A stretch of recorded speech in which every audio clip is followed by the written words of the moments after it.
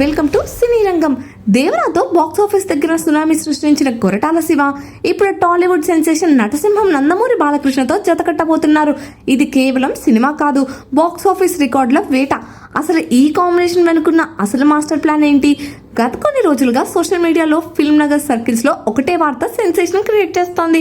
అదే mass God Balayya మరియు message plus mass director Koratala Shiva కలయిక. ఎన్టీఆర్ కి దేవరా రూపంలో ఒక బ్లాక్ బస్టర్ అందించిన కొరటాల శివ ఇప్పుడు బాబాయ్ బాలయ్యను డైరెక్ట్ చేయడానికి సిద్ధమయ్యారు.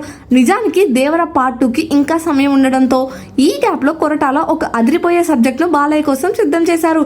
ఇది బాలయ్య కెరీర్ లో 112వ సినిమాగా రాబోతుంది. తాజాగా దీనిపై మేకర్స్ నుండి అఫీషియల్ అప్డేట్ వచ్చేసింది. Balayya mark powerful dialogues, Koratala mark intense drama. ఈ రెండు కలిస్తే థియేటర్లలో పూనకాలే అని చెప్పాలి. ఇక ఈ సినిమా నిర్మాణ విలువల గురించి చెప్పక్కర్లేదు. దేవరాన్ని నిర్మించిన యువసుధ ఆర్ట్స్ వారే ఈ క్రేజీ ప్రాజెక్ట్ ను కూడా హ్యాండిల్ చేస్తున్నారు. వీరికి తోడుగా SLV సినిమాస్ వారు కూడా గ్రాండ్ గా ఈ సినిమాను నిర్మిస్తున్నారు. దేవరాతో నేషనల్ వైడ్ గా తన మార్క్ చూపించిన కొరటాల ఇప్పుడు బాలయ్యను ఏ రేంజ్ లో చూపిస్తారో అని అటు నందమూరి అభిమానులు ఇటు సామాన్య ప్రేక్షకులు కూడా ఈగర్ గా వెయిట్ చేస్తున్నారు.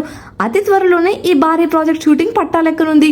ఈ కాంబినేషన్ ఎందుకు స్పెషల్ అంటే బాలయ్య ప్రస్తుతం అన్స్టాపబుల్ ఫామ్ లో ఉన్నారు. వరుస హిట్స్ తో బాక్స్ ఆఫీస్ ను షేక్ చేస్తున్నారు. మరోవైపు కొరటాల శివ తన ప్రతి సినిమాలోనూ ఒక సోషల్ మెసేజ్ ను మాస్ ఎలిమెంట్స్ తో మిక్స్ చేయడంలో దిట్ట.